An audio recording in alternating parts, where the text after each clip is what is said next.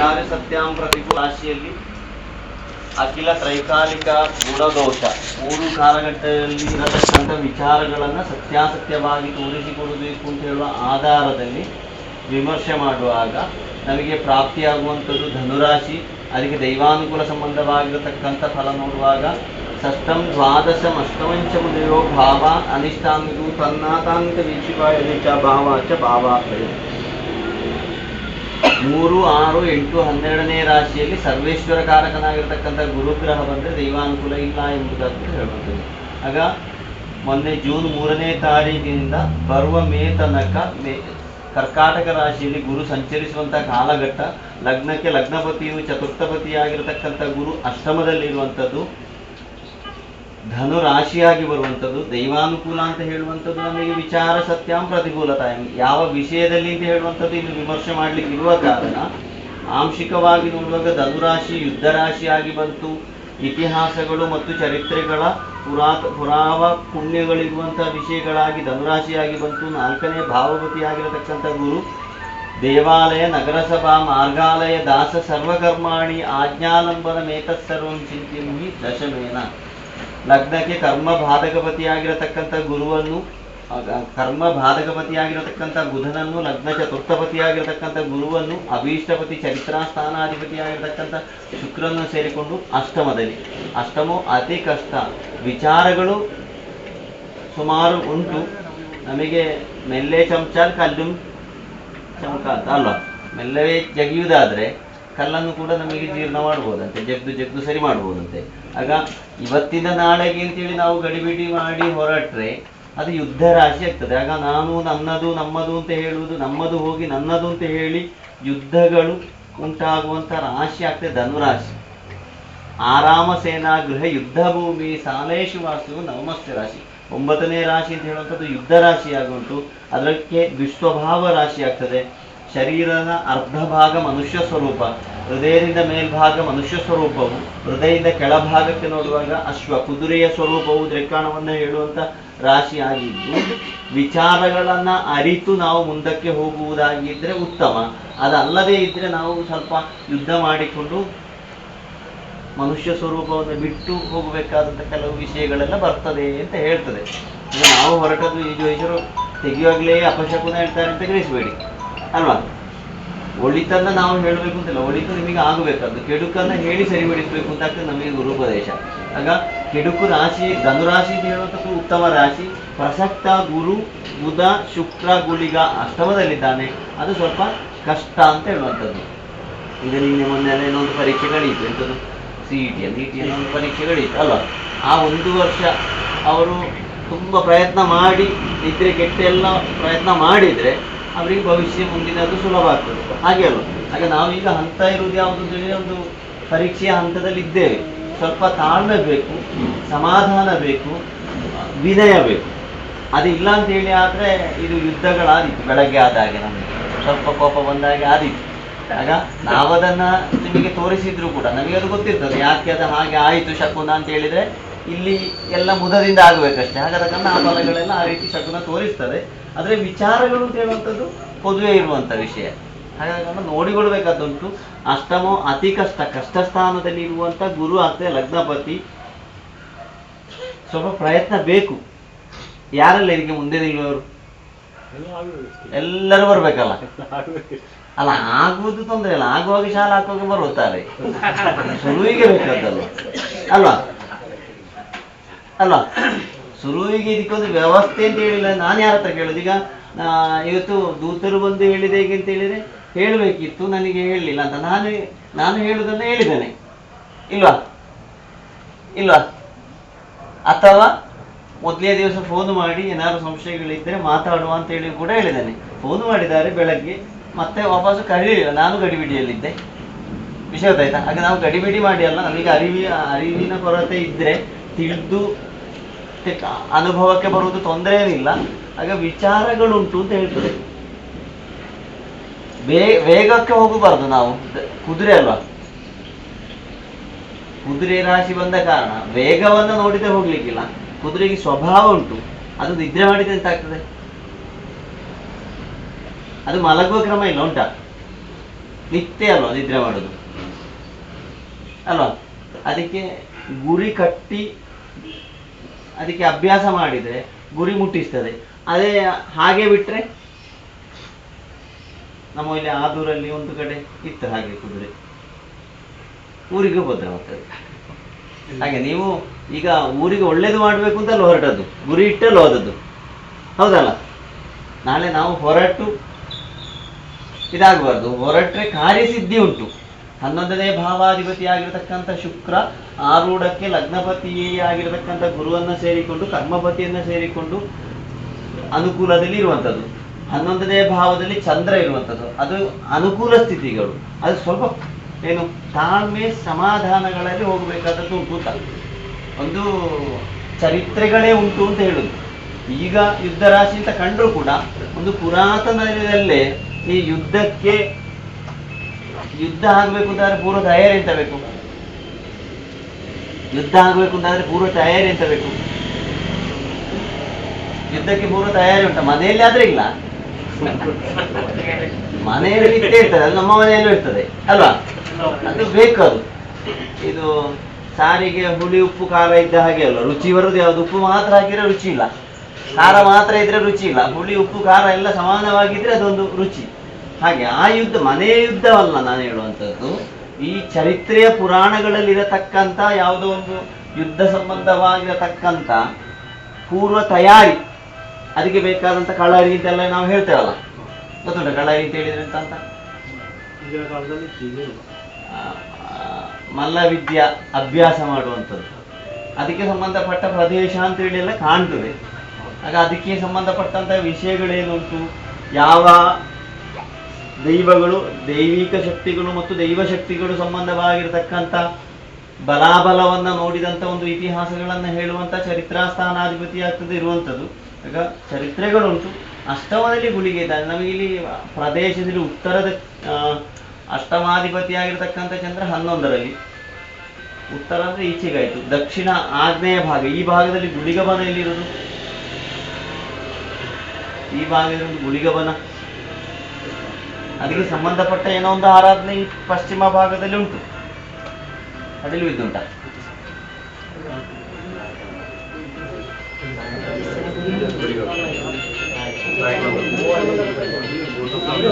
ಈಚೆಗೆ ದಕ್ಷಿಣ ಮೇಲೆ ಆಗ್ನೇಯ.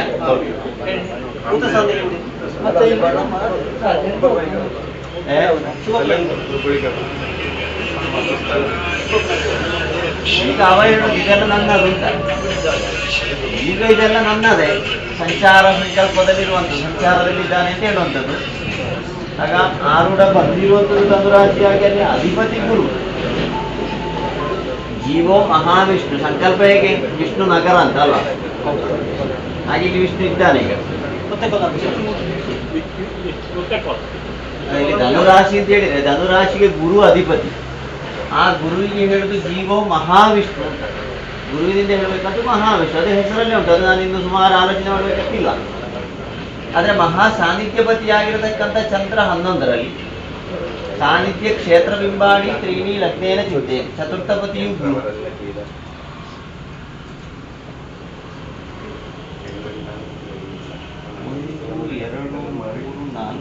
ಇಲ್ಲಿಂದ 4ನೇ ಸ್ಥಳ ಯಾವುದು? ಸ್ವಲ್ಪ ದಕ್ಷಿಣಕ್ಕೆ ಹೋಗ್ಬಾರ್ದು, ದಕ್ಷಿಣ ಆಗ್ನೇಯ ಭಾಗಕ್ಕೆ. ಇದು ವಿಷ್ಣುಮೂರ್ತಿ ನಗರ ಅಂತ ಹೇಳಿದ್ರೆ ಇಲ್ಲಿವರೆಗೆ ಉಂಟು ವಿಸ್ತಾರ. ಬಾರ್ಡರ್ ಇಲ್ಲಿ ಇತ್ತ ನಗರ ಅಂತ ವಿಷ್ಣು ಅಲ್ಲ, ವಿಷ್ಣು ಹೆಸರೇ ವಿಷ್ಣುಮೂರ್ತಿ ವಿಷ್ಣುಮೂರ್ತಿ ನಗರ ಅಂತ ನಾವು ಒಂದು ಬಾರ್ಡರ್ ಹಾಕಿದೆಯಲ್ಲ, ಅದರ ನಂತರದ ಜಾಗ ಯಾವುದು? ದಕ್ಷಿಣ ಆಗ್ನೇಯಕ್ಕೆ ಅಲ್ಲಿ ಹೆಸರು. ಅದರ ನಂತರ ಅಲ್ಲಿಗೆ ಹೋಗ್ಬೇಕು, ಆಗ್ನೇಯಕ್ಕೆ ಹೋಗ್ಬೇಕು, ದಕ್ಷಿಣಾಗ್ನೇಯಕ್ಕೆ ಹೋಗ್ಬೇಕು.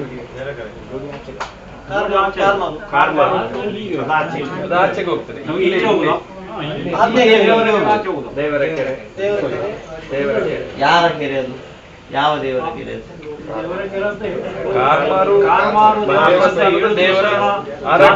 ಕಾಲದಲ್ಲಿ ಇಲ್ಲಿಗೆ ದೇವರು ಹೋಗ್ತಿದ್ದಾರೆ ಅಂತ ಹೇಳಿ ನಮಗೆ ಅಲ್ಲಿ ಅಷ್ಟಮಂಗಲದಲ್ಲಿ ಕಂಡಂತ ವಿಷಯ ದೇವಸ್ಥಾನದ ಸ್ವನಾಮ ಸದೃಶಾಶ್ಚ ಸರ್ವೆ, ಒಂದು ಹೆಸರಿಗೆ ಅದಕ್ಕೆ ಸಾದೃಶ್ಯವಾದಂತ ಆಧಾರಗಳಿರ್ತದೆ ಅಂತ ಹೇಳುದು ಅಲ್ವಾ. ಹಾಗೆ ದೇವರಿಲ್ಲದೆ ಕೆರೆ ಬರಲಿಲ್ಲ, ಕೆರೆ ಉಂಟು, ಅಲ್ಲಿಗೆ ಏನೋ ಒಂದು ಗೌರವ ಉಂಟಾಗಿದೆ. ಅದಿಲ್ಲಿಂದ 1, 2, 3, 4ನೇದ್ದ ಅಲ್ಲ 3ನೇದ್ದ, ಅದರ ನಂತರ ಯಾವುದು ಬರುದು?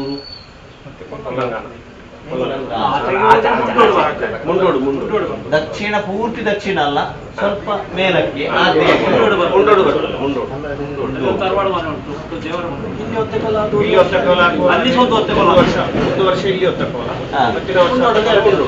ಅಲ್ಲಿವರೆಗೆ ನಮ್ಮ ಒಂದು ಗೌರವದಲ್ಲಿ ಕಾಣಬೇಕಾದದ್ದುಂಟು. ಅಲ್ಲೀಗ ಸದ್ಯ ಒಂದು ಅಕಾಲ ಮೃತ್ಯು ಎಲ್ಲ ಸಂಭವಿಸಿದೆ ಅಂತದ್ದು.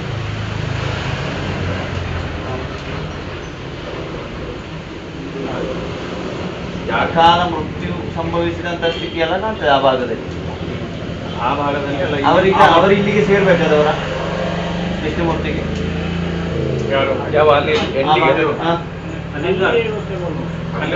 ಒಂದು ವರ್ಷ ಅಲ್ಲಿ, 1 ವರ್ಷ ಇಲ್ಲಿ ಆಗಿದೆ ಅಲ್ಲ.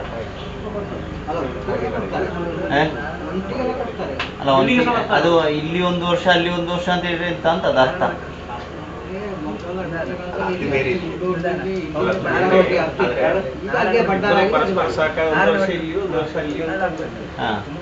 ವಾಡಿಕೆ ಎಲ್ಲ ಹಾಗೆ ಉಂಟಾ?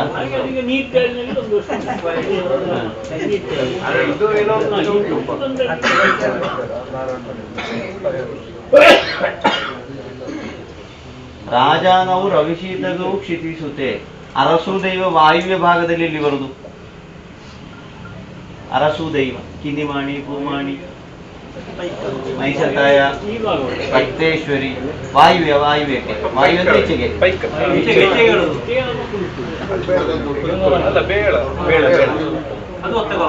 ವಾಯುವ್ಯ, ವಾಯುವ್ಯ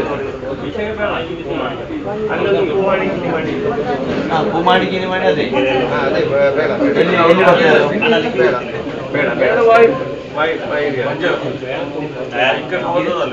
ಇದರ ಬಾರ್ಡರ್ ಅದು ಅಲ್ಲ, ನಗರದ ವಿಷ್ಣುಮೂರ್ತಿ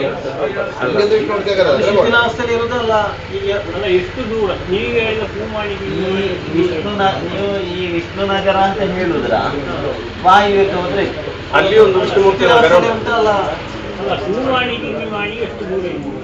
ಸ್ಥಳ ಸಂಹಾರ ಅದು ನಾವು ಸ್ಫುಟ ಮಾಡುವ ಆಂಶಿಕವಾಗಿ ನೋಡುವಾಗ ಇದು 30 ದೇವಗುರವು ರವವು ದಶಗುಣ ಶೈಲಾಶ್ಚ ವೃದ್ಧೋಳುವೆ, ಒಂದು 300ರಿಂದ 800 ಅಂತ ಹೇಳುವಂತ ಸಂಖ್ಯೆ. ಆಗ ಮೀಟರ್ ಲೆಕ್ಕದಲ್ಲಿ ನೋಡಿದ್ರೆ 300ರಿಂದ 800 ಅಂದ್ರೆ ನಿಮ್ಮ ಮನೆಯಲ್ಲಿ ಇಲ್ಲಿಂದ ಎಷ್ಟು ದೂರ ಉಂಟು? ಅದು ಮಾರ್ಗದಲ್ಲಿ ಹೋದ್ರ ಅಲ್ಲ ನೇರ ಹೋದ್ರ? 1 ಕಿಲೋಮೀಟರ್. ಅದೇ ಬೇಕು, ಮಾರ್ಗದಲ್ಲಿ ಹೋದ್ರೆ ಅಲ್ಲ, ಡಿಸ್ಟೆನ್ಸ್ ಅಲ್ಲಿ ನೋಡುವಾಗ 300 ನೀವೇ ಅಲ್ವಾ ದೂರ್ತರು ಪ್ರಧಾನ ಅಲ್ವಾ? ಆಗ ಅಲ್ಲಿವರೆಗೆ ನೋಡ್ಬೇಕು, ಅಲ್ಲಿಂದ ಶುರು ಮಾಡುದು ನಾವು. ನಿಮ್ಮನೆಯಿಂದ ಶುರು ಮಾಡ್ಬೇಕಾದ್ದುಂಟು ವಿಷಯ. ಬಂದ್ರೆ ತೊಂದ್ರೆ ಇಲ್ಲಲ್ಲ ವಿಷಯ ಅಲ್ಲ. ಬರ್ಬಾರ್ದು ಅಂತಾದ್ರೆ ಲಂಚ ಕೊಡ್ಬೇಕು ಇಲ್ಲ ಅಲ್ಲ, ಆಗ ನೇರ ಬಂದಿತ್ತು.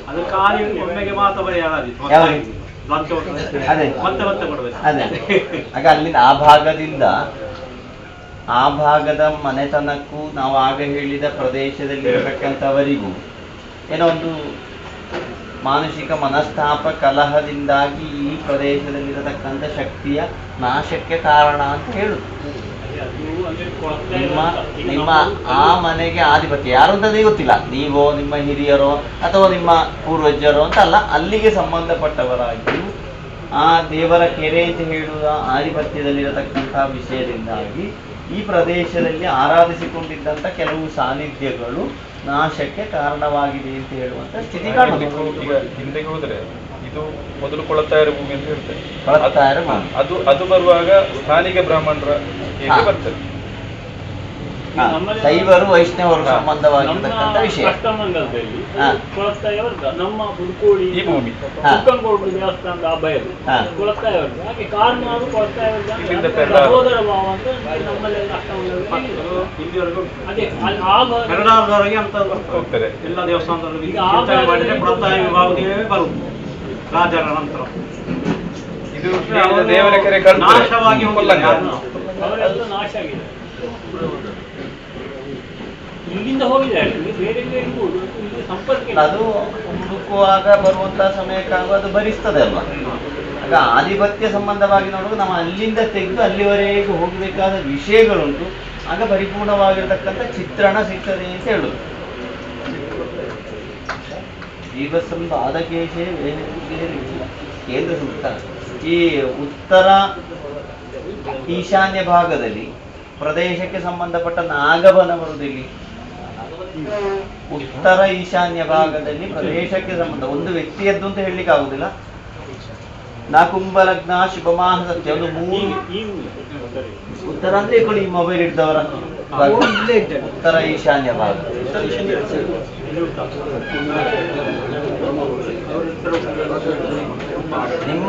ನಿಮ್ಮ ಮನೆ ಸರಿ ಎದುರು ಬರಬೇಕು. ಅಲ್ಲಿಂದ ನೋಡುವಾಗ ನಿಮ್ಮ ಮನೆಯ ನಿಮ್ಮ ಸ್ಥಳ ಉಂಟಲ್ಲ, ಅಲ್ಲಿಂದ ಸರಿ ಎದುರು ಪೂರ್ವಕ್ಕೆ ಒಂದಿತ್ತು, ಇಲ್ಲಿಂದ ಉತ್ತರ ಈಶಾನ್ಯ ಅಂದಿತ್ತು.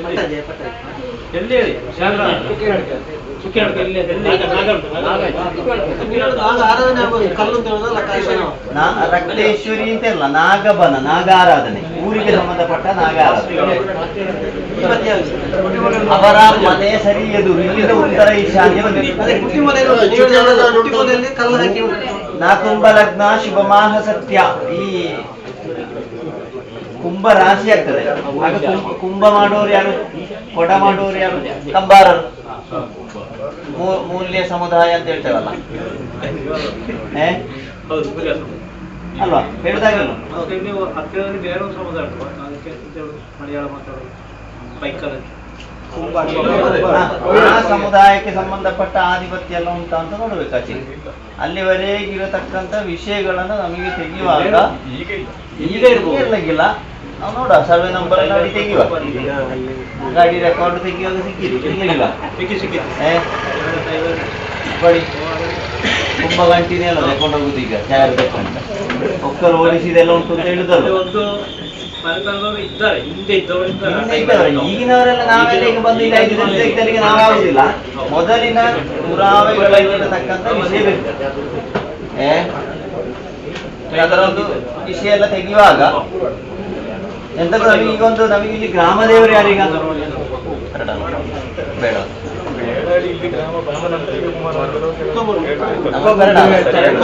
ಪೆರಡಾಲಲ್ಲ ನಾವು ಈಗ ಸುಬ್ರಹ್ಮಣ್ಯ ಶಿವ ಬರುದು ಪೆರಡಾಲವೇ ಅಲ್ಲ. ನಮಗೆ ಒಂದು ಪೆರಡಾಲಕ್ಕೆ ಹೋಗಿ ಬರಬೇಕು. ಯಾಕಂದ್ರೆ ಅಷ್ಟಮದಲ್ಲಿ ಗುಳಿಗ, ಅಷ್ಟಮದಿಂದ ಗುಳಿಗೆ ಆಯುಷ್ಯನೇ ಕೊಂಡು ಹೋಗುವಂತ. ಆಗ ತೊಡಗಿಸುವಾಗ ಕೆಲವು ದುರ್ನಿಮಿತ್ತಗಳು ಬರುವಂಥದ್ದು ಉಂಟು ಅಂತ ಹೇಳುದು. ಆಗ ನಮಗೆ ಅದು ಆಗ ಕಂಡಿದೆ ದುರ್ನಿಮಿತ್ತ. ಅವರು ಪಾಪ ಪೂಜೆಗೆ ಅಂತೇಳಿ ಉಪವಾಸ ಬಂದದ್ದಾಗಿರ್ಬೋದು, ಹಾಗೆ ತಲೆದೇವಿದಾಗಿರ್ಬೋದು. ಆ ಹೊತ್ತಿಗೆ ಆಗ್ತದೆ ಪೂಜೆ ಮಾಡುವ ಸಂಕಲ್ಪಕ್ಕೆ ಆಗುವಾಗ ಆ ನಿಮಿತ್ತ ಬಂದದ್ದು. ಅದು ಶಕುನ ಒಳ್ಳೇದಲ್ಲ. ಅಂದ್ರೆ ಈ ಪ್ರದೇಶಕ್ಕೆ ಸಂಬಂಧಪಟ್ಟಂತ ಸಾನ್ನಿಧ್ಯವು ಎಂತ ಸ್ವಲ್ಪ ನಿತ್ರಾಣದಲ್ಲಿ ಉಂಟು, ಸ್ವಲ್ಪ ಕೆಲಸ ಅಲ್ವ. ಈಗ ಒಬ್ಬ ಆಕ್ಸಿಡೆಂಟ್ ಆದ ಕೂಡಲೇ ಸೀದಾ ICU ಒಳಗೆ ಹೋಗಿ ಸರ್ಜರಿ ಮಾಡೋದಿಲ್ಲ, ಮಾಡ್ತಾರ. ಅವನ ಎಲ್ಲ ವಿಚಾರಗಳನ್ನ ನೋಡಿ ಒಂದು ಅವಸ್ಥೆ ಹತೋಟಿಗೆ ಬಂದ ಮೇಲೆ ಇನ್ಸುಲಿನ್ ಬೇಕು ಅಂತೆಲ್ಲ ನೋಡಿ ಕೊಟ್ಟು ಮತ್ತೆ ಶುರು ಮಾಡೋದಲ್ವ. ಹಾಗೆ ನಾವು ಬಂದಾಗ ಇಷ್ಟದ್ದು ಉಂಟು ಒಂದು ಪ್ರತಿಷ್ಠೆ ಮಾಡಿ ಅಂತ ಹೇಳಿ ಹೋಗುದು ಅಲ್ಲ. ಅಥವಾ ನಿಮ್ಮನ್ನ ಒಂದು ಹೇಳಿ ವಿಷಯ ಹೇಳಿ ಹೋದ್ರೂ ಆಗ್ಲಿಕ್ಕಿಲ್ಲ. ನಿಮಗೂ ಒಳಿತಾಗಬೇಕು, ನಮಿಗೂ ಒಳಿತಾಗಬೇಕು ಅಲ್ವಾ. ಕರ್ತವ್ಯಗಳಲ್ಲಿ ಹೇಗೆಂತ ಹೇಳಿ ಕರ್ತ ಕಾರಯಿತ ಪ್ರೇಕ್ಷಕ ಅನುಮೋದಕ ಪಾಪ ಪುಣ್ಯನ ಸಮಭಾಗಿತ್ವ. ಅದರಲ್ಲಿ 4 ಜನರಿಗೆ ಒಳಿತು ಮತ್ತು ಕೆಡುಕು ಅಂತ ಹೇಳುವಂಥದ್ದು ಬರ್ತದೆ ಅಂತ ಹೇಳುದು. ಇದಕ್ಕೆ ಮೂಲ ಕಾರಣ ನಿದ್ರೆಯಲ್ಲಿರುವ ಹಂದಿಗೆ ಕಲ್ಲಾಕಿದ್ರೆ ಎಂತಾಗ್ತದೆ, ಊರಿಗೆ ಹೋದೊಟ್ಟಿದಲ್ಲ. ಹಾಗೆ ನಾವು ನಿದ್ರೆಯಿಂದ ಎಬ್ಬಿಸಿದ್ರೆ ಕೆಲಸ ಕೊಡಬೇಕು ಮತ್ತೆ ಅಲ್ವಾ. ಅದಕ್ಕೆ ನಾವು ಆ ರೀತಿಯಲ್ಲಿ ಸ್ವಲ್ಪ ತಾಳ್ಮೆಯಲ್ಲಿ ಹೋಗುವ ಅಂತೂ ನಮ್ಮ ಭಾಗ ಕೆಲವು ನಿಮಿತ್ತ ದೋಷಗಳು ಬರುವಂತ ಸಾಧ್ಯತೆ ಇರುವ ಕಾರಣ ಹತ್ತಿರದ ಶಿವಕ್ಷೇತ್ರ ಎಳ್ಳೆಣ್ಣೆ ಉಂಟಲ್ಲ ಅಲ್ಲಿ ಒಂದು ತಂದದ್ದು ಆ ಎಳ್ಳೆಣ್ಣೆ ತಂದಿಯಂತೆ ಒಂದು ಹರಿವಾಣದಲ್ಲಿ ಇಡಿ.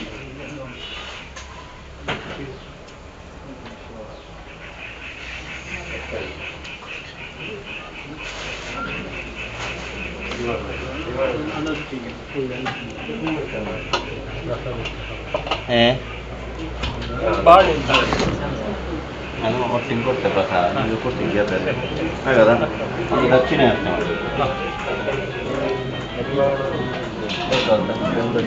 ಹರಿವಾಣ ಬೇಕು ಅಂತ ಅದು ಬೇಡ ಅದು ಅದರಲ್ಲಿ ಎಳ್ಳೆಣ್ಣೆ ಮಡಿಗಿ ಎಲ್ಲ ಅದಿಡ್ತಿ.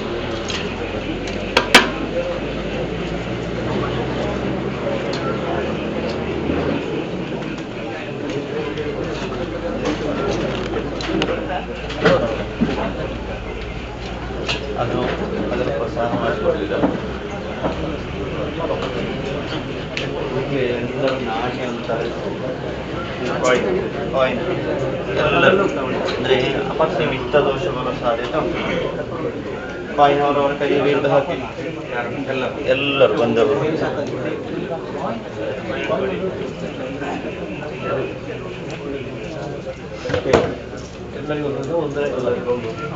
ಎಲ್ಲರೂ ಒಂದೊಂದು ಕಾಯಿನ್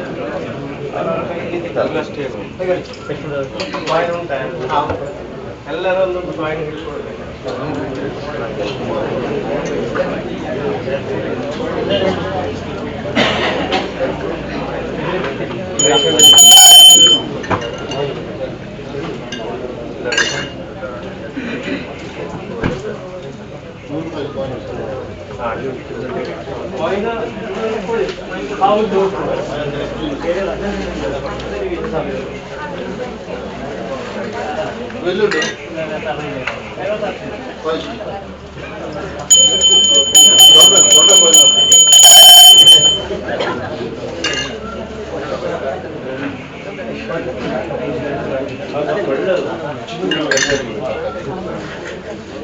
ಇದು ಫೋಟೋ ತೆಗೆದಿರಲ್ಲ ತೆಗಿತೇನೆ ಫೋಟೋ ತೆಗ್ದಾಗಿದಲ್ಲ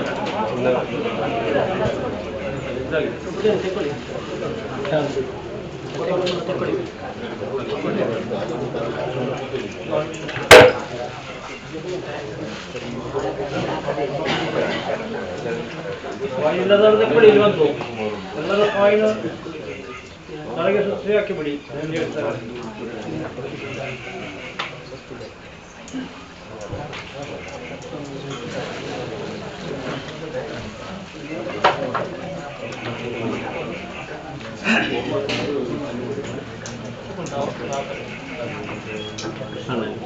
ಭೀಷಣ ಭೀಷಣ ಭೀಷಣ ಹಾಂ ಪಾಯಿಂಟ್ಸ್ ಬರ್ತಾರೆ ಒಳ್ಳೆಯದು. ಇದು ಚರಿತ್ರೆ 822 ವರ್ಷ 822 ವರ್ಷದ ಇತಿಹಾಸ ತೆಗೆದು 228 ವರ್ಷದ ಮೊದಲು 822 ವರ್ಷದಿಂದ ಇತ್ಲಾಗಿ ಹೇಗೆಕಾದ ವಿಷಯ ಇದೊಂದರೆ ಬಿಡಿಸಿ ಹೊಡೆದು ಪುಸ್ತಕ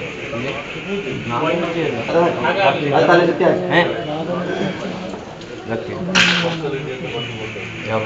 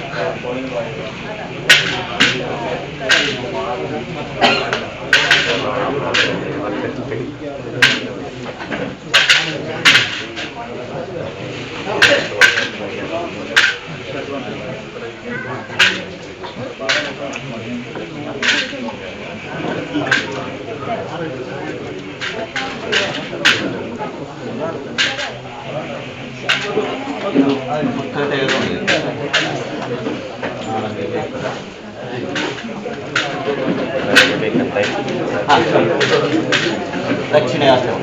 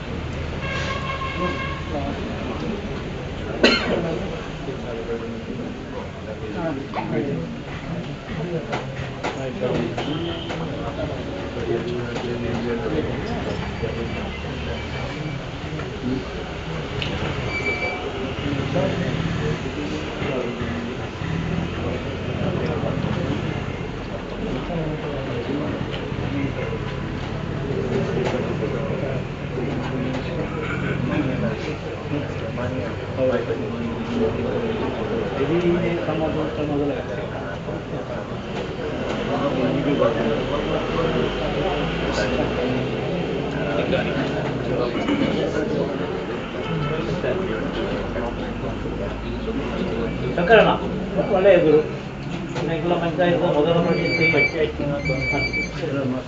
ಪಂಚಾಯತ್ ಅಧ್ಯಕ್ಷರು ಪಂಚಾಯತ್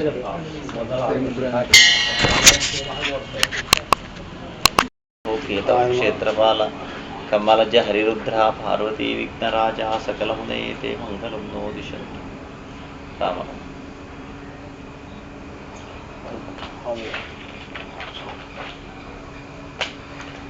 ശ്രീ ഷൺമുഖായ നമഃ. സ്വസ്തി സ്ത്രീ ശാലീവാഹന ശതാബ്ദം 1948 കൊല്ലവർഷം 1201 പരാപമാവ സംവത്സരം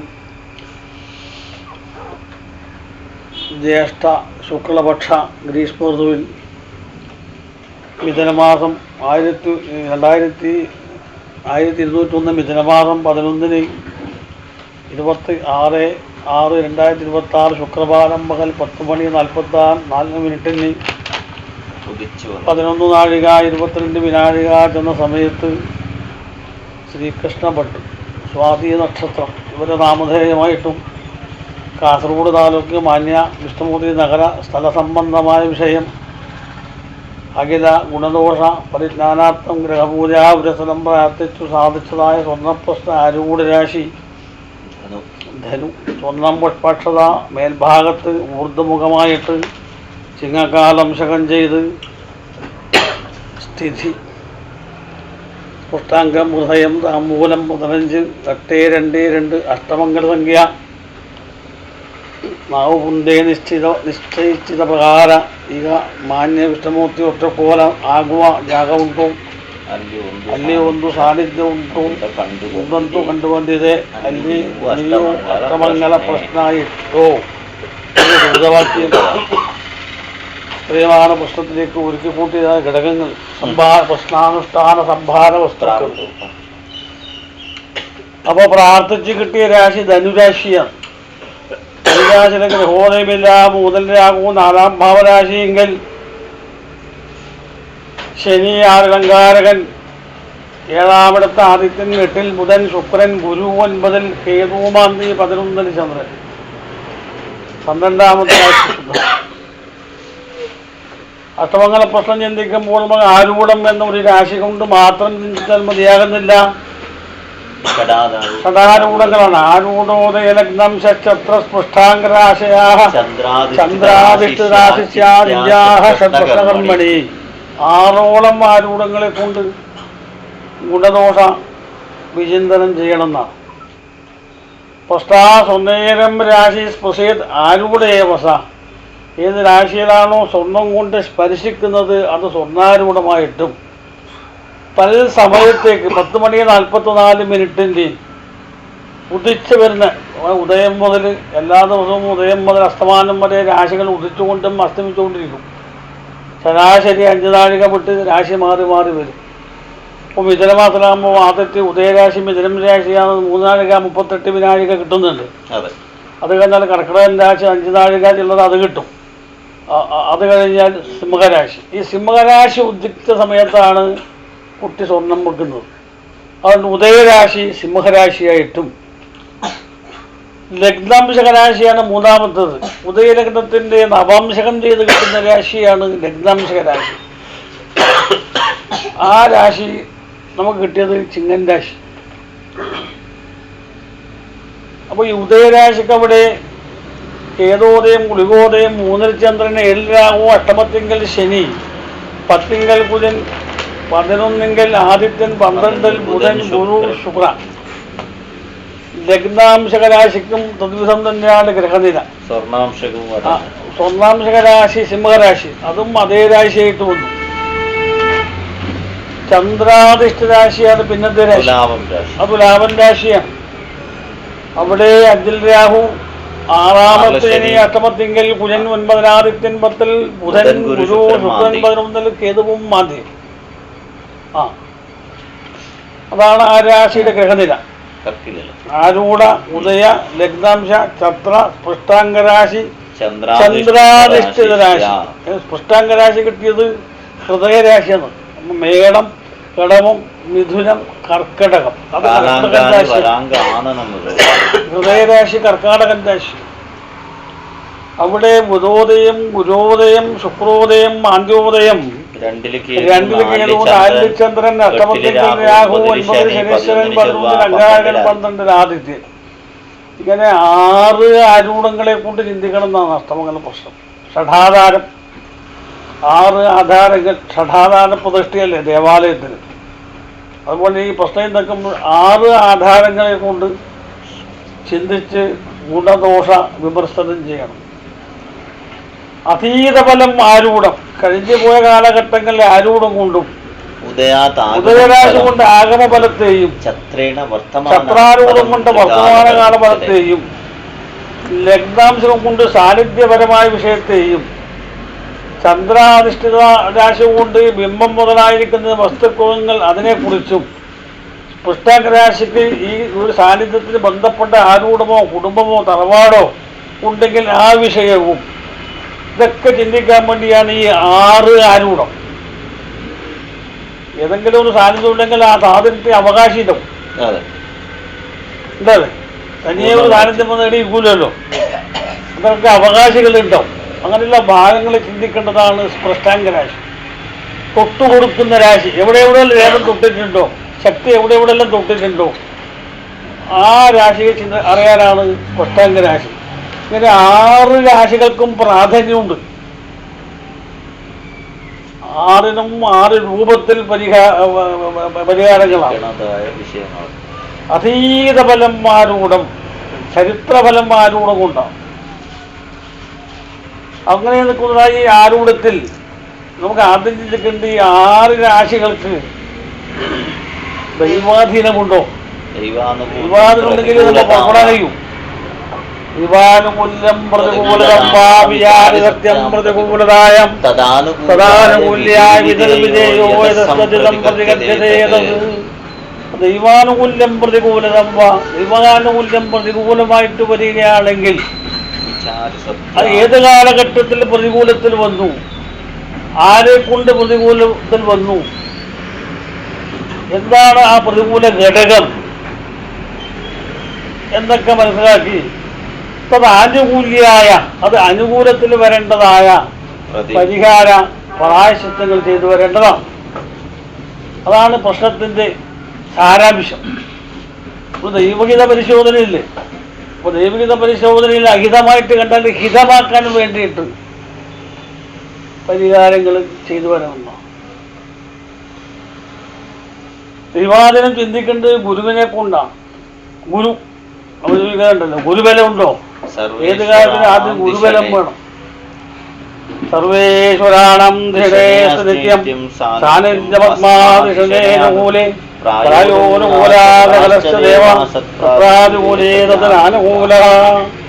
സർവേശ്വരകാരകനായ ഗുരു, എല്ലാ ഈശ്വരന്മാരും ഗുരുവെങ്കിൽ അടങ്ങിയതാണ്.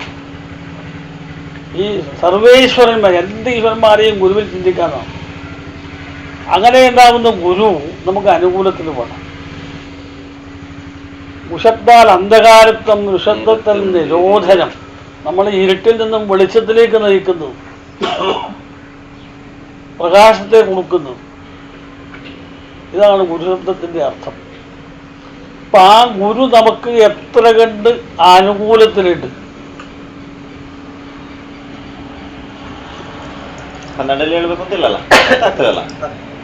ഗുരു ആരൂഢ രാശിക്ക് അഷ്ടമരാശിയിലാണ്.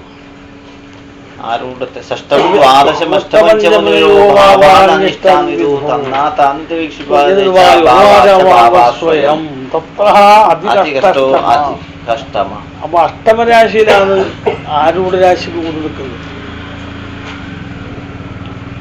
ഉദയരാശിക്ക് ഗുരു 12ാം ഭാവത്തിൽ, അതും പ്രതികൂലമാണ്. ലഗ്നാംശ രാശിക്ക് ഗുരു 12, അതും പ്രതികൂലത്തിലാണ്. ചത്രാരൂഢ രാശി ധനുവല്ലേ? അഷ്ടമത്തിൽ. ചന്ദ്രാദിഷ്ട രാശിക്ക് ഗുരു കർമ്മരാശിയിൽ അനുകൂല സ്ഥലം. പുഷ്ടാംഗ രാശിയിൽ ഗുരു ഉദിച്ചിട്ടുണ്ട്. ഈ 6 ആരൂഢങ്ങളിൽ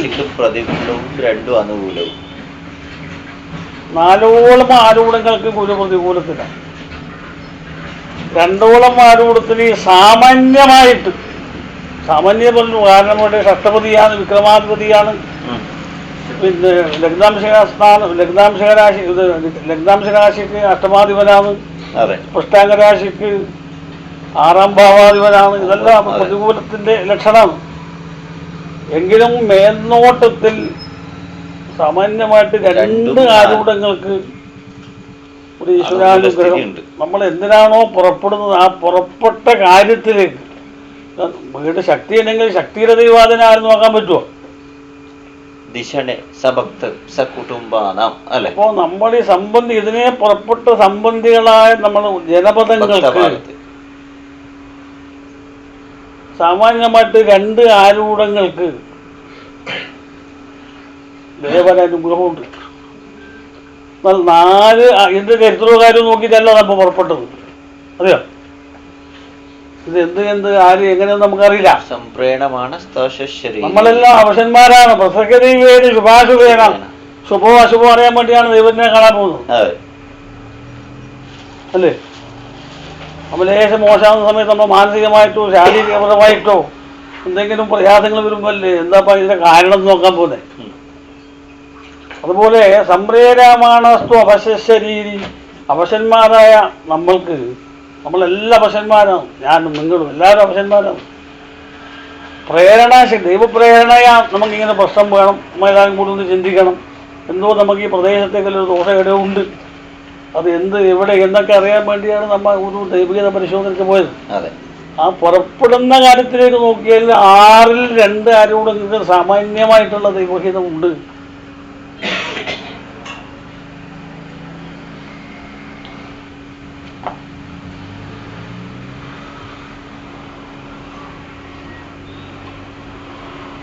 ഇതിപ്പോ ബാക്കി ദൈവഹിതം നോക്കുമ്പോ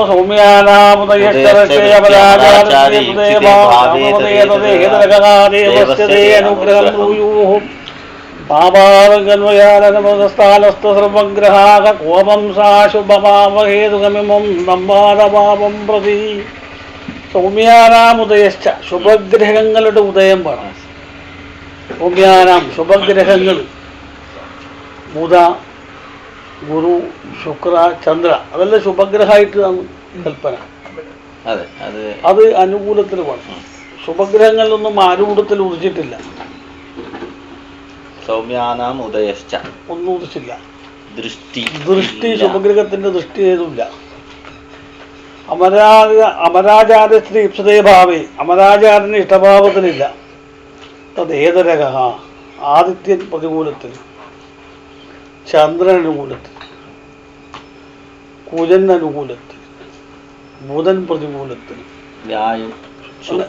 ശുക്രൻ പ്രതികൂലത്തിൽ, ശനി പ്രതികൂലത്തിൽ, രാഹു അനുകൂലത്തിൽ, കേതു പ്രതികൂലത്തിൽ, പ്രതികൂലത്തിൽ. 9 പ്രതികൂലവും 3 അനുകൂലമാണ്. നല്ലോണം ക്ഷയിച്ചു. ഉദയരാശിക്ക് നോക്കിയാൽ സൗമ്യാനാമുദയം, മൃഗത്തിന്റെ ഉദയമില്ല, ദൃഷ്ടിയില്ല, അമരാജനിഷ്ഠഭാവത്തിലില്ല. ആദിത്യൻ അനുകൂലത്തിലുണ്ട്, ചന്ദ്രൻ പ്രതികൂലത്തിൽ, ചൊവ്വ പ്രതികൂലത്തിൽ, ബുധൻ ശുക്രന്മാർ പ്രതികൂലത്തിൽ, ശനി പ്രതികൂലത്തിൽ, രാഹു പ്രതികൂലത്തിൽ, കേതു രക്ഷാരാശി പ്രതികൂലം, മൂലികൻ പ്രതികൂലം. ആട 11 പ്രതികൂലം പോലെ അനുകൂലമാണ്.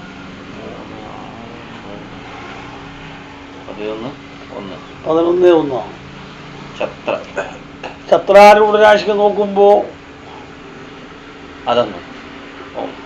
ആരൂഢ രാശിക്ക് കിട്ടിയ പോലെ തന്നെ ആരൂഢത്തിന് കിട്ടുന്നത്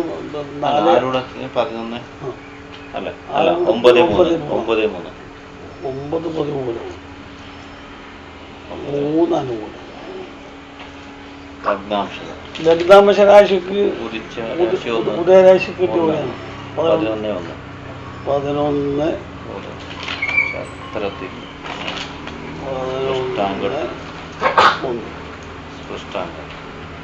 പുഷ്ടാംഗ രാശിക്ക് കർക്കാടക രാശി, മാർത്താണ്ഡവതയ ഉദയമുണ്ട്, ദൃഷ്ടിയുണ്ട്, ശുഭഗ്രഹത്തിന്റെ ഉദയമുണ്ട്. അത് 3ആയിട്ട് എടുക്കുന്ന 1 ശുഭഗ്രഹങ്ങളുടെ ഉദയം, ദൃഷ്ടി, സൗമ്യാനാം ശുഭഗ്രഹങ്ങളുടെ ഉദയം. മാർത്താണ്ഡവതയ ദൃഷ്ടിയില്ല, അമരാജൻ ഇഷ്ടഭാവത്തിൽ ഉണ്ട്, ഇഷ്ടഭാവത്തിലുണ്ട്. തദ്ദേതരക ആദിത്യം പ്രതികൂലത്തിൽ, ആദ്യം പ്രതികൂലത്തിൽ, ചന്ദ്രൻ അനുകൂലത്തിൽ, അംഗാരകൻ 11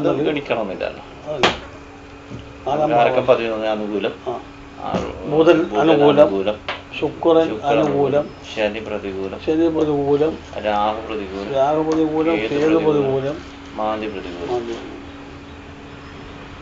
6 ആയി. 3 6 9 12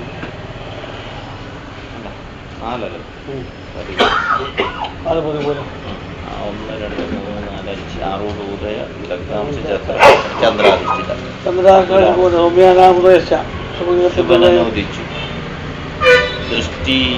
ദൃഷ്ടിയില്ല, അമരാചാര്യഭാവത്തിലുണ്ട്. ആദിത്യം 9 പ്രതികൂലം, കുജൻ പ്രതികൂലം, ചന്ദ്രോദയം ഉണ്ടല്ലോ. ബുധൻ അനുകൂലം, ശുക്രൻ അനുകൂലം, ശനി അനുകൂലം, രാഹു പ്രതികൂലം, കേതു അനുകൂലം, മൂലികൻ പ്രതികൂലം. 3 6 10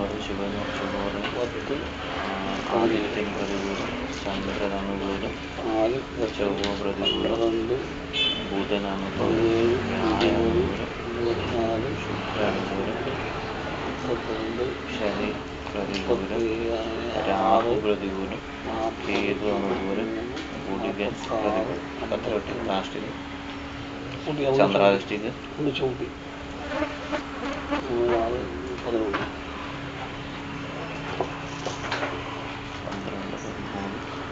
6 10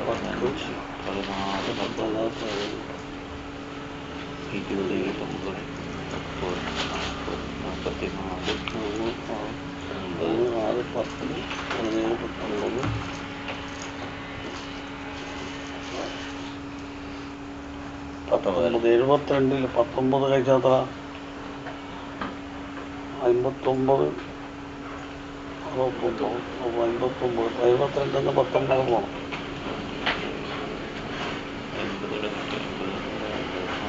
19 എത്ര അനുകൂലം 53 പ്രതികൂലവും 19 അനുകൂലവും. 53 ದೋಷ 19 ಅನುಕೂಲ.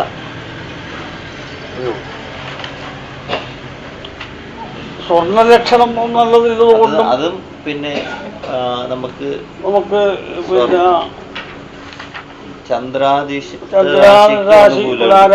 ಆಯದುകൊണ്ടും ನಿನ್ನೆ ಹೇಳಿದೆವಲ್ಲ ಎಂಥದ್ದು ಪ್ರಯತ್ನಗಳು ವಿಚಾರಗಳು ನಮಗೆ ಅಷ್ಟಮದಲ್ಲಿ ಮತ್ತೆ ಗಣಿತದಲ್ಲಿ ನಮಗೆ ಅದರ ಸ್ಪಷ್ಟತೆ ಒಂದು ಅಂದಾಜು ಸಿಗ್ತದೆ ಅಂತ ಹೇಳುವಂತ ವಿಷಯ ಹೇಳುವಾಗ ಈಗ ಗಣಿತದಲ್ಲಿ ದೈವಾನುಕೂಲ ಸಂಬಂಧವಾಗಿ ನೋಡುವಾಗ ನಮಗೆ ಮೇಲ್ನೋಟಕ್ಕೆ 4 ಪ್ರತಿಕೂಲ 2 ಅನುಕೂಲ. ಅದನ್ನ ಸ್ವಲ್ಪ ಅತಿ ಸೂಕ್ಷ್ಮಕ್ಕೆ ಹೋಗುವಾಗ 53 ಪ್ರತಿಕೂಲವು 19 ಅನುಕೂಲವು. ನಿದ್ರೆ ಕೆಟ್ಟು ಪ್ರಯತ್ನ ಬೇಕು ಅಂತ ನೀಟ್ ಪರೀಕ್ಷೆ CET ಪರೀಕ್ಷೆ ಎಲ್ಲ ಹೇಳಿದಲ್ಲ ನಿನ್ನೆ. ಹಾಗಿರುವಂತ ನಮ್ಮ വിചാരങ്ങളുണ്ട് ಎಂಬುದನ್ನು ಹೇಳ್ತದೆ. പൂർണ്ണമായിട്ടും വിഹിതമുള്ള പ്രശ്നം എന്ന് പറയാൻ കഴിയാം. ഉദയരാശി ആയതുകൊണ്ടും ಅಲ್ಲ, ಉದಯರಾಶಿಗೆ 11 ಆದಿತ್ಯದುಂಟು. ಉದಯರಾಶಿಗೆ ದೈವಬಲ ಇಲ್ಲದಿದ್ರೂ ಕೂಡ 11ರಲ್ಲಿ ಆದಿತ್ಯ ಇರುವ ಕಾರಣ ದಿವಾಸೂರ್ಯ ನಿಶಾಚಂದ್ರ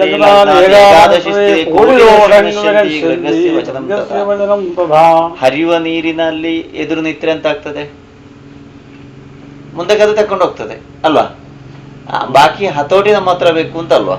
ಹಾಗೆ 11ರಲ್ಲಿ ಆದಿತ್ಯ ಇರುವ ಕಾರಣ ನಾವು ಪ್ರಯತ್ನಕ್ಕೆ ಮುಂದಕ್ಕೆ ಹೋದ್ರೆ ಅದು ಮುಂದಕ್ಕೆ ಹೋಗುವಂತ ವ್ಯವಸ್ಥೆ ಪ್ರಕೃತಿ ನಿಮಗೆ ಮಾಡಿ ಕೊಡ್ತದೆ ಅಂತ ಹೇಳ್ತದೆ. ಆಗ ಮನುಷ್ಯ ಪ್ರಯತ್ನ ಮಾತ್ರ ಬೇಕಾದದ್ದು ನಿಮ್ಮದು. ಹಾಗೆಂತ ಅದಕ್ಕೆ ತದ್ವಿರುದ್ಧವಾಗಿ ಹೋದ್ರೆ ಆರೂಢ ರಾಶಿ ನೀರಿನ ಪ್ರವಾಹಕ್ಕೆ ವಿರುದ್ಧವಾಗಿ ಹೋದ್ರೆ ತೊಂದರೆ ಆದಿತ್ತಲ್ಲ. ആരൂഢം അധോമുഖമാണ്, എന്നാൽ ഉദയരാശി ഊർധ്വമുഖമാണ്. അതെ, സ്വർണം ഊർധ്വമുഖമാണ്. ഉദയരാശി കൊണ്ട് ഭാവി ഫലത്തെയും സ്വർണത്തിന്റെ മേൽമുഖസ്ഥിതിയും ഉള്ളത് കൊണ്ട് ഈ വിഷയം ചിന്തിക്കുന്നതിൽ ദോഷമില്ല.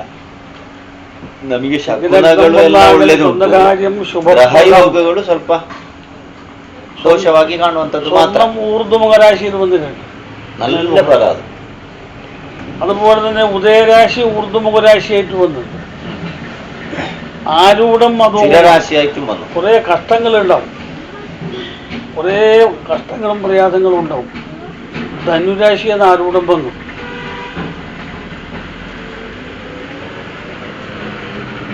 ആരൂഢ ധനു ഉപാസനാഭ ആരൂഢത്തെ 9ാം ഭാവം ഉദയരാശിയായിട്ട് വന്നു. ആരൂഢത്തിന്റെ ഭവിഷ്യത്തിൽ നമുക്ക് കുറെ ഘടകങ്ങൾ ചിന്തിക്കാറുണ്ട്. ചരിത്രಗಳು ಪುರಾಣಗಳನ್ನ ഒരുപാട് ചരിത്രമുള്ളൊരു ഭാഗപ്രദേശമാണ് നമ്മുടെ പ്രശ്ന ആരൂഢ പ്രദേശം. എവിടെയാണോ പ്രശ്നം വെച്ചത് ആ ആരൂഢ പ്രദേശം തന്നെ ചരിത്രങ്ങൾ ഉള്ള ഒരു മണ്ണാണ്. ವೈದ್ಯರಲ್ಲಿಗೆ ಹೋದ ಕೂಡಲೇ ಪರಂಪರೆಯಲ್ಲಿ ಏನಾದ್ರೂ ಬಂದದ್ದುಂಟು ಅಂತ ಗಮನಿಸ್ತಾರೆ, ಗೊತ್ತುಂಟ? ಯಾಕೆ? ಜಾಗೃತೆಗೆ. ಹಾಗೆ ಇಲ್ಲಿ ನಮ್ಮ ಚರಿತ್ರೆಯ ವಿಷಯಗಳು ಸರಿಪಡಿಸಲಿಕ್ಕಿರುವಂಥ ವಿಷಯಗಳನ್ನ ಗಮನಿಸಬೇಕಾದದ್ದುಂಟು ಎಂಬುದಾಗ್ತದೆ ಕಾಣುವಂಥದ್ದು ಅಂತ. ಅದಲ್ಲದೆ ಇದ್ದಲ್ಲಿ ನಮಗೆ ಸ್ವಲ್ಪ ವೈರುಧ್ಯಕ್ಕೆ ಕಾರಣ ಆಗುವಂಥ ಸ್ಥಿತಿಗಳೆಲ್ಲ ಉಂಟು. ಹಾಗೆ ಅದಕ್ಕೆ ಸಂಬಂಧಪಟ್ಟ ಅಂಗಾಂಗಗಳು ಸುಮಾರು ಉಂಟು. ಅಂಗಾಂಗಗಳು ಈಗ ಕ್ಷೇತ್ರ ಅಂತ ಹೇಳಿ ಒಂದು ವ್ಯವಸ್ಥೆ ಇಲ್ಲಲ್ಲ, ಅದಕ್ಕೆ ಪರಿಚಾರಕ ವರ್ಗಗಳು ಅಂತ ಹೇಳುವಂಥ ವಿಷಯಗಳಿರುವ ಹಾಗೆ ರಕ್ಷಕರು ಪರಿಚಾರಕರು ಅಂತ ಹೇಳುವಂಥ ವಿಚಾರವನ್ನ ಈ ಪ್ರದೇಶಕ್ಕೆ ಸಂಬಂಧಪಟ್ಟ ವಿಷಯಗಳನ್ನು ಗಮನಿಸುವಾಗ ನಮಗೆ ಇದರ ಪೂರ್ಣ ಚಿತ್ರಣ ಸಿಗ್ತದೆ ಅಂತ ಹೇಳುವಂಥ ಫಲಗಳಿರುತ್ತೆ. ಹಾಗೆ ಗಮನಿಸುವುದಲ್ಲ, ಅಲ್ಲ ಹೀಗೆ ಸಾನ್ನಿಧ್ಯ ಉಂಟು ಹೀಗೆ ಮಾಡಿ ಅಂತ ಹೇಳಿದ್ರೆ ಸಾಕ, ಅದಾದ್ರೆ ನಮಗೆ ಸುಲಭ. ಅದಲ್ಲ, ನಮಗೆ ವಿಷಯ ಓದಬೇಕು, ಅದು ಗಮನಿಕಲ್ಲ. ഇവിടെ ഉണ്ടെന്ന് പറഞ്ഞാ പോരാ, അല്ല ഇവിടെ കെട്ടിക്കൊള്ളു എന്ന് പറഞ്ഞാ പോരാ, ಸರಿಯಲ್ವಾ?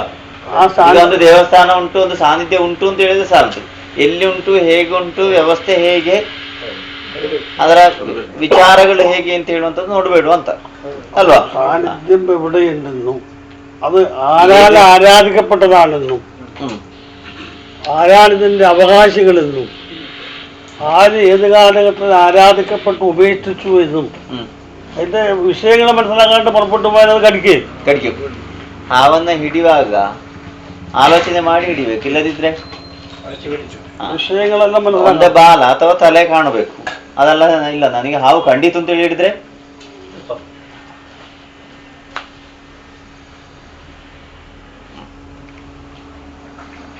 ചാത വ്യവസ്ഥ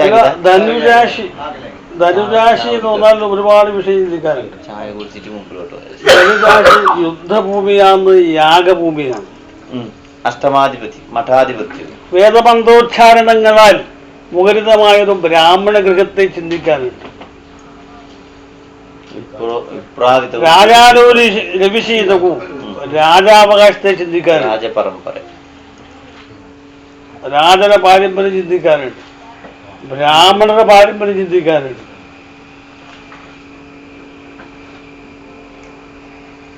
എത്രത്തോളം ആൾക്കാർ ഇതിന് അംഗങ്ങളാണ് ചിന്തിക്കാറുണ്ട്. ഇതുമായി ബന്ധപ്പെട്ട തറവാടുകളോ കാര്യങ്ങളോ മനകളോ ഉണ്ടോ ചിന്തിക്കാറുണ്ട്. ഒരു 3 മഠത്തെ ചിന്തിക്കാറുണ്ട്. ആരൂഢത് മഠരാശിയിലാണ്. ഏതാണ് ഈ മഠം? ആ മഠവും ഈ ആരൂഢായിട്ട് എന്താ ബന്ധം? 3 ഉച്ചരാശിയല്ലേ?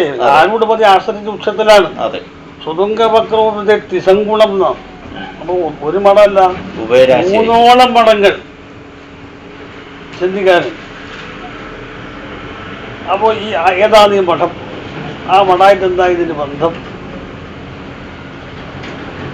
വിഷയം ചിന്തയിൽ വരും. അഷ്ടമംഗല പ്രശ്നമാകുമ്പോൾ നമുക്ക് 1 മണിക്കൂർ കൊണ്ട് എല്ലാവരും ഉത്തരം കിട്ടണമെന്നില്ല. വലിയ മഹാഭാരതം 1 മണിക്കൂർ കൊണ്ട് വായിക്കാൻ പറ്റില്ലല്ലോ. ഓരോരോ ഘടകങ്ങളും നിമിത്തങ്ങളും ലക്ഷണങ്ങളും ഗ്രഹയോഗങ്ങളും ഗ്രഹയോഗത്തിൻ്റെ ഫലങ്ങളും ഒക്കെ ഘടിപ്പിച്ചിട്ടാണ് അഷ്ടമംഗലം ചിന്തിക്കുന്നത്.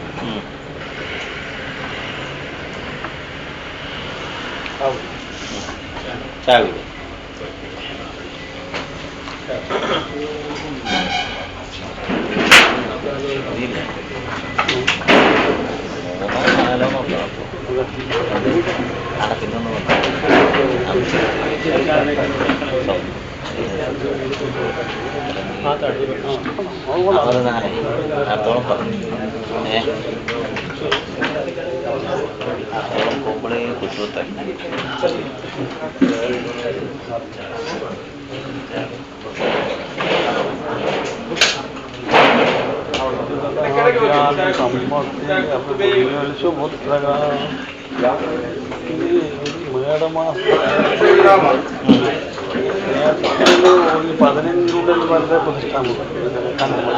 കലശമുണ്ട്. കർണാടക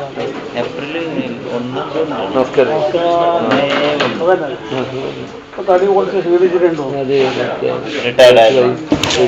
വയസ്സായി